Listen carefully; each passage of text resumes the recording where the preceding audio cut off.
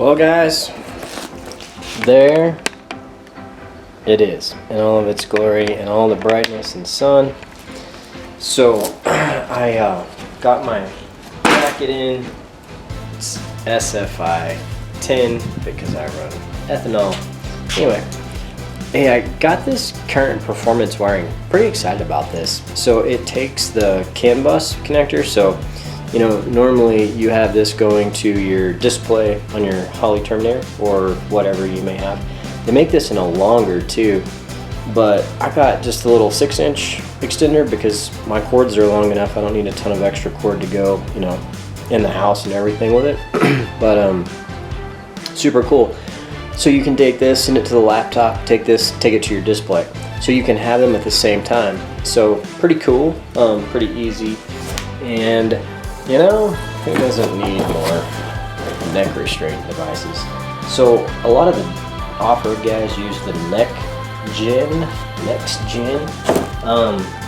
That guy, you know, I mean, everything seemed to say that, hey, you know, it's all right. It does pretty good.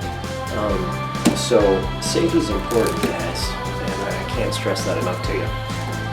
Because I do run the 85, so you know. That's kind of key.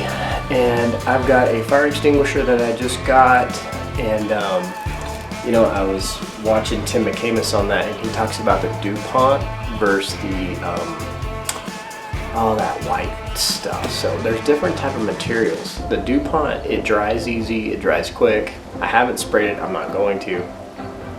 Just wanted to talk about that. So I'm gonna mount that on the bar on the passenger side that comes down, that connects to the cab, to the cage, and have that there. You know, at least if anything ever happens, I have it, because you never know when you're really going to need it, and it's always better to have it than not have it if you ever really need it. So anyway, got a few things. Got to get that wiring tidied up.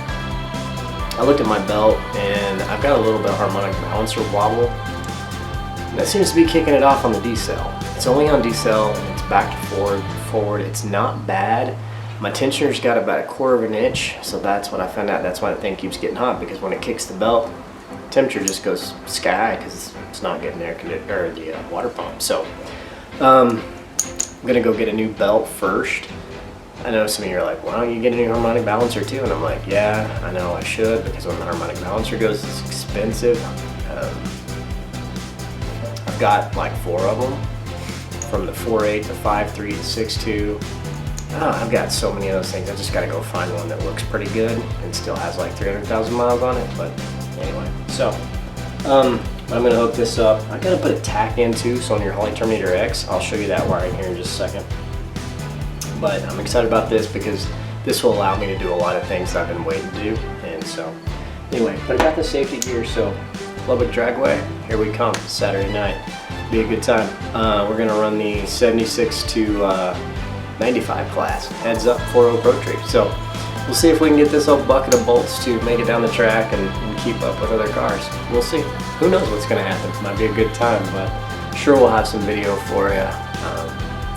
Some of the guys are going ahead into street races, but I just don't have time for the 4-hour drive. People are like, you're making a 4-hour drive. Yeah, I'm making a 4-hour round trip. I'm making a 2-hour drive. And we're gonna start earlier. So I should be home quicker, but anyway, you know, that's racing season. Choices, struggle, it's real, right? Haven't got a lot of testing. I did get some new parts coming in the mail today that really should help with testing and traction. This thing just boils the tires, annihilates the tire. We are gonna go glide eventually. I think I told you guys that too, but right now I've got the Turbo 400. It's got that really low first gear, grainy gear, and so that 176 that's going to go in the power bill, that'll be huge for launch. Anyway, launched today at 3,200 RPM. Didn't get it into boost on the launch, and it was rolling. So it was fun. All right, guys. So coming back, this is your CAN bus connector. So it's super simple. This is just simply going to slide in just like that right there, and then I have 2 of those. So when I put my carpet in, this thing is super hard to get a hold of. This is going to stop all that nonsense from fumbling in the dark. And it's in just like that. It's that easy. You just make sure you get that guy pushed in really good.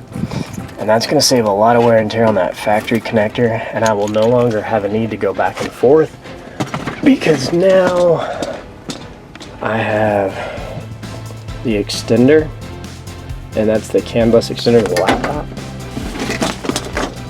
And then this little guy right here will then plug into the Y as well. You know, obviously guys, when you make firmware upgrades and things like that, you definitely don't want any of this plugged in, so remember that, okay? Be smart, unplug all this stuff. You know, they tell you to do that. Holley's like, hey, make sure you don't have anything plugged in. That means unplug your main connector. But I kept mine upgraded. I've got the version 2, and so that is it right there. That's what it does. It takes 1 right there to 2. Super simple. And my nephew of all people was like, dude, that wiring, it's gonna drive me nuts. So Andrew, this is for you. I got some looms, and I'm gonna tidy all of this nonsense up here in a minute, but I had to take all this out. So you know, this is your main harness. It's just thick, guys. And then, you know, you got your fuse. This is my alternator wire. This is my wires. Yeah, I just noticed that. I hadn't seen that before. That's my alternator wire that goes to the charger, or from it charges the battery, so it keeps the battery, you know, charged. I don't know what happened there, but glad I noticed it, and glad it was in a loom. I'm gonna put some, I don't know if I'm gonna tape that or not. That was a little scary. It got a little hot. Shouldn't have grounded out or anything, but if any of you guys know out there, let me know, because that's important. So anyway, but this is your tack wire, guys. It comes out of your loom up there. It's in with the fuel pump and the fuse holder, and so that tack came with the old shit box, and I'm just simply gonna wire it up real quick. Your tacks are simple. They got 3 wires. You got a ground wire, you got a hot wire, and you got an input wire, and you know, boom, shipping at 5,500. We're gonna change that. You know, I was talking to Skinny at lunch today, and we were talking about trunnion kit. You know, could the motor see 7 grand? Yeah, it definitely could. You know, some people are going up to 8 grand. I'm not going there. Don't have a trunnion kit on this thing, so I'm probably gonna just spin it 6,500, maybe 7, but I shipped it today about 65. It did good. Made about 10 pounds of boost, and we was rolling. So I'm gonna get this thing put in right there, and you know, it's a street truck. It doesn't need to be sticking up on the dash looking like a monkey off the cage or anything. So anyway, it's not going on the cage. The other dude just literally had a worm clamp around it, so I'm thinking I'm gonna go grab that worm clamp and put it right back on. But anyway, cleaning up this wiring, making it a little more tidy. So